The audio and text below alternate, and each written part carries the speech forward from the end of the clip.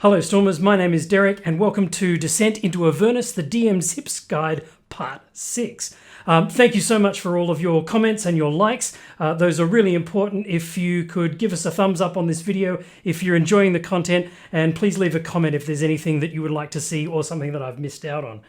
All right, let's jump into it. Last episode, the characters arrived in Avernus and they made their way through to one of these two gates, the Torm's Reach or the Torm's Blade. These are heavenly gates that are defended by Torm, and you can call upon Torm's holy light to eradicate things that are on the bridge, but the players can't stay here forever. What they want to do is get to the High Hall, and they need to pass through all the rest of Elturel in order to get there. So it's going to be a fairly interesting journey, and I'd like to, I know I've touched on this in other videos, but I did want to kind of mention it again. Use anything you can to highlight the problems and the grief that Elturel has gone through. You know, Elturel has suffered sort of three major injuries to it as it's gone through this transformation.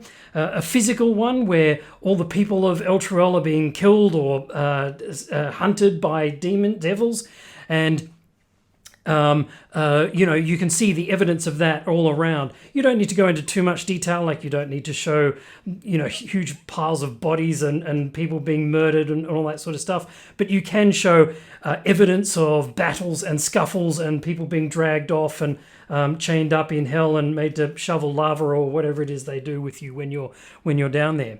The second thing that Elturel has suffered is a spiritual calamity, and the companion that used to shed beatific light all over the city now has turned into a black hole that sparks lightning and attacks the city with lightning bolts. And it's not very likely that you'll get hit by those lightning bolts. There's nothing guiding them. It's just an effect. But it is a good thing to kind of keep mentioning to the players that, this thing that was once a source of great power and comfort has now turned completely on its head and is now seen as a sign of their suffering. The third thing that has befallen Elturel is unfortunately Teutonic. The city is literally being ripped apart as the chains that are attached to the edges of it are dragging it down into the River Styx. And you can see that in the adventure as well. There are all these instructions on how to deal with the seismic shifts that are racking the city left and right, and how it's being dragged down. So those are the three things, and read the room. Make sure the players are understanding it and getting it, but don't overdo it. Obviously, you'll get some players who will just go, "Oh my God, yes, everything's terrible. We get there. What happens?" So don't forget to just kind of measure it. There are a couple of ways that you can get to the High Hall, but kind of the most obvious one is to follow this huge promenade. When Elturel was on the Forgotten Realms, it was this beatific promenade with trees and people milling about and market stalls and commerce and all of that sort of stuff. And now it's all aflame, and there are huge cracks in the ground that are spewing sulfurous gases, and demons wandering about, dragging people off and dragging people out of their homes and all that sort of stuff. So again, more opportunity to spread the mood of the place. Also, if Rhea Mantleborn is with the party at this point, she lived in Elturel. She grew up here, so obviously she can be a source of, oh my gosh, that's where I went to school, and that's a really good sushi place. So she can also help show how much the city has transformed. And then you finally get to the High Hall, and I want to take a couple of minutes talking about the High Hall, if I might. It's such a terrible name. It's so boring and bland, and I just feel like I come from Sydney. This is where I'm broadcasting from, and Sydney it's a beautiful city. If you haven't been here, please do come. And I think it's a great name. Sydney is a great name.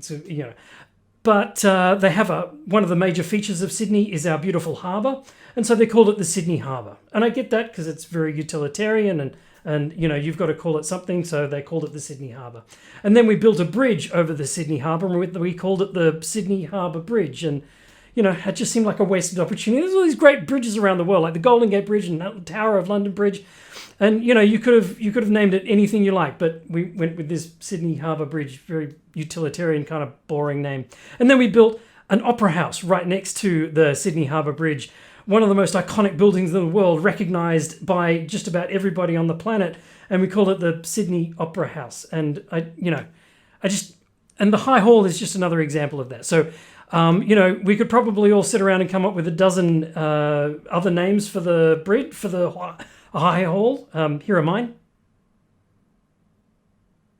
And if you come up with any in the comments, please let me know, and I'll include them. I'll pick the best one, the funniest one, whatever, and I'll pin it. So get your thinking caps on and give it a go. All right, so the High Hall. We get there, and this is a great image to sort of show to your players. Again, it shows the magnitude of the 3 damages that Elturel has suffered. Physical damage, obviously, whenever there's an emergency in Elturel, everybody flocked to the High Hall, and what happens is a meteor strike hits the exact place where they probably all would have been gathering. So I imagine that was pretty horrific. Spiritual, this is the spiritual home of Torm, and where a lot of the ceremonies in the city are held. And as a result, that's taken a beating too. And again, the tectonic, the huge chunks of the High Hall are just floating off into space and hanging there mid explosion. I kind of wonder if you were standing on here and you jumped off. Would you float? Could you swim out to the? I don't know.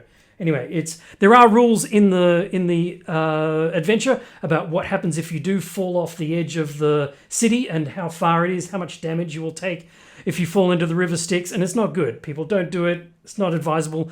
Keep your arms and legs in the vehicle at all times. Okay, so when you go into the High Hall, you come up these steps and you go into this area here. It's worth mentioning that all of the frescoes, all of the beautiful, engravings and carvings and artwork that is around the High Hall that used to venerate Torm and talk about his wonderful lineage and his deeds, that's all been erased and kind of covered with Zariel, the archangel that is currently, the kind of the big bad at the end of this adventure, and talking about all of their exploits and what they've done to unite the demons and devils of hell in the Great War. And the thing that you will notice about all of this sort of stuff, and if the players can notice if they take the time, is that it's all an illusion. If you cast Dispel Magic, you'll be able to see the actual carvings and reliefs and artwork underneath the illusion of the demons fighting each other and all of that sort of stuff. So that does sort of may give the players some hope that if they can get Elturel out of hell, if they can raise it back to the surface, that it will be restored to its former glory. Okay, you come into this main hall here, which is where most of the action happens. Now, I've got to say that a lot of the rooms and the encounters here are, I don't want to say boring, but they don't have a lot of substance to them. They're very light on the details, I've got to say. And I think that's actually quite clever design of the writers of Descent into Avernus, in that the meat of all of this comes from 4 roving bands of devils that are moving anywhere you like in the temple, upstairs, downstairs. It can be anywhere that you feel you want to place these encounters. And I think that's really clever, that at any point where you feel the action is getting a bit low or the players are losing the scent of things, you can just throw one of these very cool encounters in. They do go into a lot of detail in the encounter descriptions about whether these people are stealthy or whether they're able to surprise the players or whether the players are able to surprise them. And you should go and read into all of those. So I'd encourage you to do that. I won't go into too much of the detail of these encounters, but I'll just pick out a couple of few things. Upstairs is a wonderful encounter of the church organ that sits at the top of these circular staircases. So you climb all the way up there, and they've even had the nice touch of the church organ is kind of indicative of the struggle that's going on in Elturel at the moment.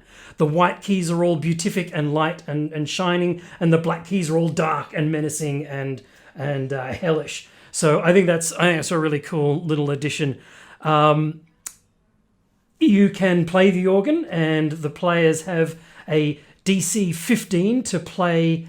It's a DC performance charisma check to see if they can play something interesting or beatific on the organ. And if they make that roll, beautiful music pours forth, and they all get a boon, a plus 1d8 bonus to a ability check, attack roll, or saving throw of their choice.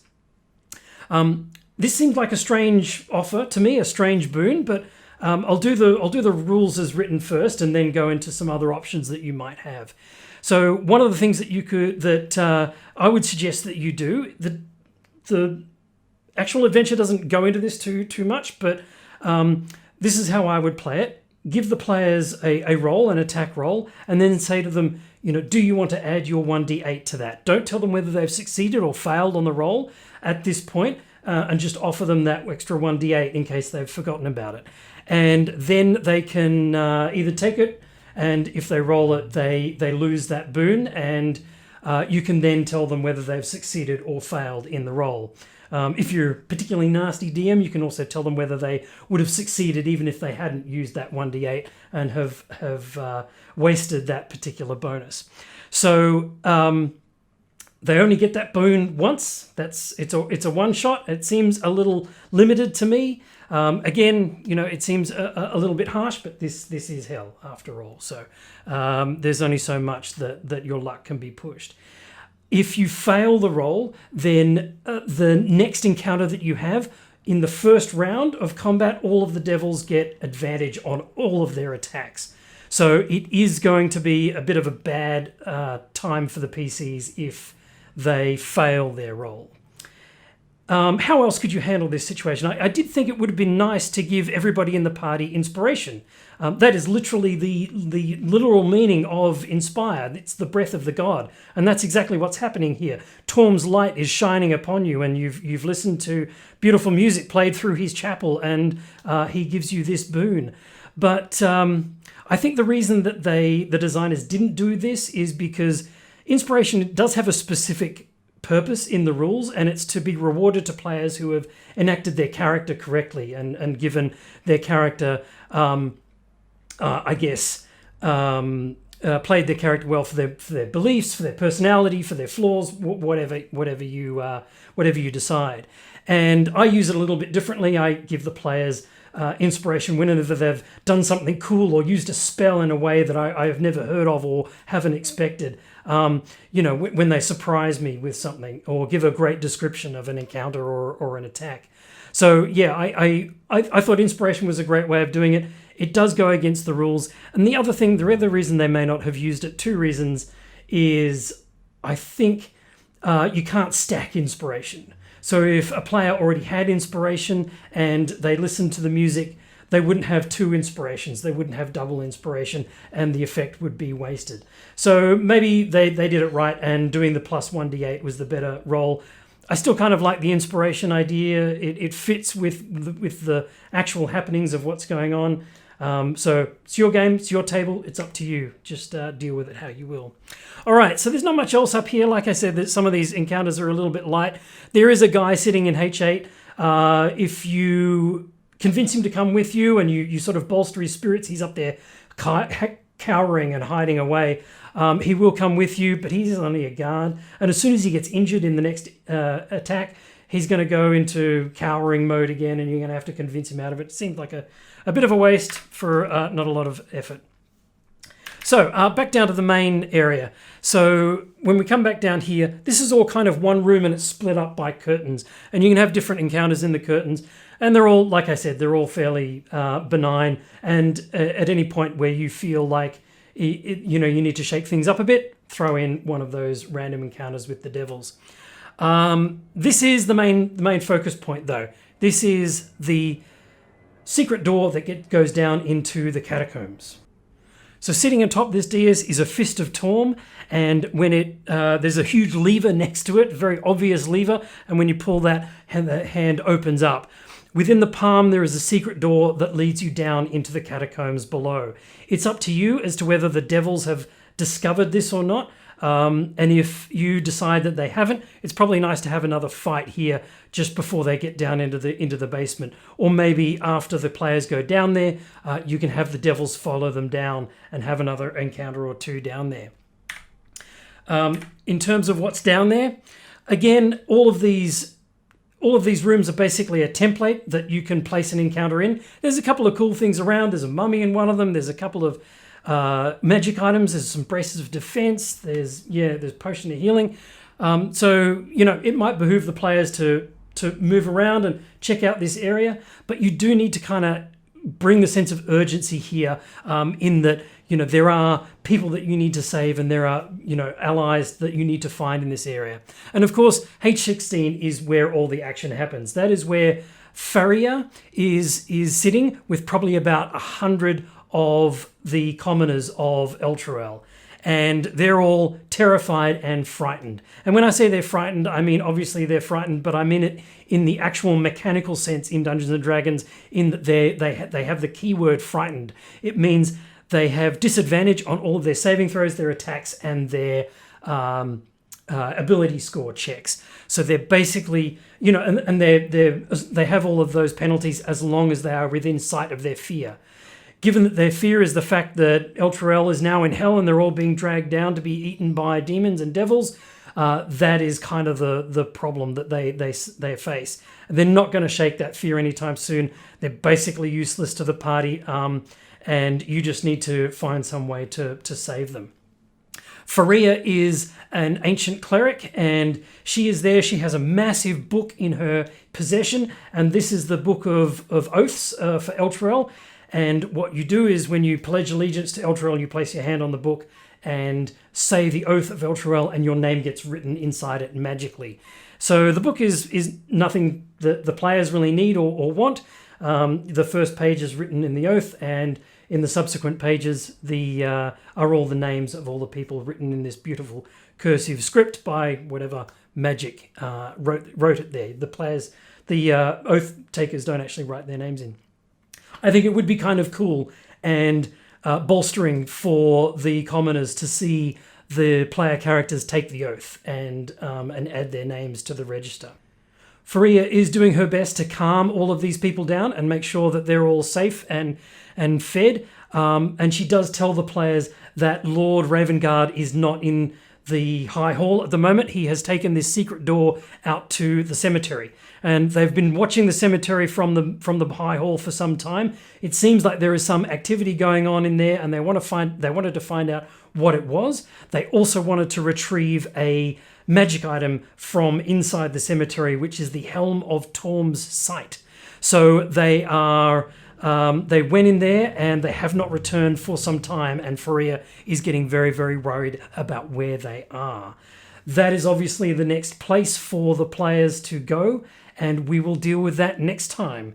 Thank you so much for watching. As they go through that tunnel, they do need to level up to level 6, and we will deal with the challenges of the graveyard in our next show. Thank you so much for watching. Please give a like if you've enjoyed this, and put in the comments what your suggestions are for the High Hall. What can it be called? Thanks, everybody. See you soon.